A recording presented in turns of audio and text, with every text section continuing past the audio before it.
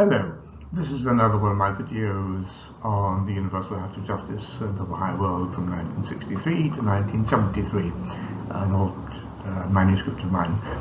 This one, other developments regarding the Universal House of Justice. The basic source material for this video comes from the book Messages from the Universal House of Justice, 1963-1986. I'll give the details of the book below. Also relevant, there's an old article I wrote together with Moojan Momen, the Baha'i Faith from 1957 to 1988. Again, I'll give the details of that below. The major dates to remember for this period are, first of all, in 1963, the first International Baha'i Convention and the first election of the Universal House of Justice, and the House's statement later in the year that there could be no more guardians. Secondly, in 1964, the launching of the first 9-year plan, and then in 1968, the second International Baha'i Convention and the election of the House, and then in 1972, the announcement of the decision to build the seat of the House and the adoption of the House's constitution. And lastly, in 1973, the third International Baha'i Convention and the election again of the House of Justice. Also the period of the celebration of the centenary of the revelation of Baha'u'llah's Book of Laws, the Kitab al-Aqdas. So the second and third International Baha'i Conventions.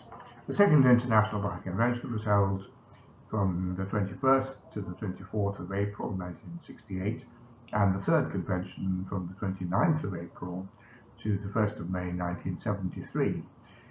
With the increase in the number of national spiritual assemblies since 1963, from 56 to 81 in 1968, and then to 113 in 1973, the total possible number of delegates rose from 504 to 729 and then to 1,017. Not all of these people could attend in person, and so some sent postal ballots.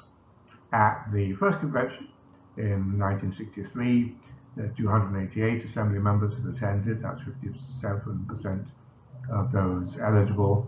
At the third convention, only 412 members attended, that's 41% of those eligible. The primary business of both conventions was the election of the members of the Universal House of Justice. Practical questions of the changes in the House's membership had already received their first public attention in October 1967, when the House announced that it had regretfully accepted the resignation of its eldest member, Dr. Lotful Hakim, then in his 79th year, on the grounds that health problems and his advancing age were making it increasingly difficult for him to participate as effectively as he would wish in the House's work. Given the imminence of the next election of the House in April '68, Hakim accepted a request to continue to serve as a House member until then. The other 8 members of the first elected House were all re-elected in April 1968, however, and Dr. David Rue, the National Assembly Secretary of the American Baha'is, was elected in Hakim's stead. All the serving members were re-elected in the third election in 1973. These are photographs of Dr. Lotful Hakim on the left and Dr. David Rue on the right. Hakim had resigned from the House effectively from 1968, and Rue was elected in his place and continued to serve until 1933. Conventions. The delegates were invited to come to the Baha'i World Center for 3 days prior to both conventions, so as to have an opportunity to visit the Baha'i shrines and other holy places, pray and meet with members of other national assemblies. Each convention lasted 3 or 4 days, with the election being held during the first session on the first day, and the rest of the time being spent in listening to talks by the hands of the cause and reports on developments in the faith, and discussing topics selected by the House concerning future progress. In keeping with the general style of public self-effacement adopted by the members of the House, the hands presided over the proceedings and were the dominant voice. Both conventions included feasts to celebrate one of the holy days of the Red period, and the third convention also included a visit to the site of the future seat of the Universal House of Justice and a celebratory meeting for the centenary of the revelation of Baha'u'llah's Kitab al-Aqdas. As the work of the House increased, it decided that it was necessary to form specialist auxiliary agencies to deal with specific tasks. Some of these were located outside of the Baha'i World Center, and others were located in Haifa as departments directly working under the House of Justice.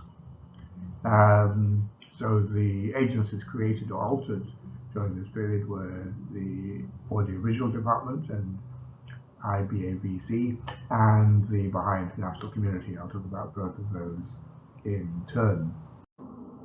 So the first agency of this type appears to have been the International Baha'i Audiovisual Center, IBAVC, established near Rochester, New York, early in 1967, but the House's official announcement was made on the 21st of February.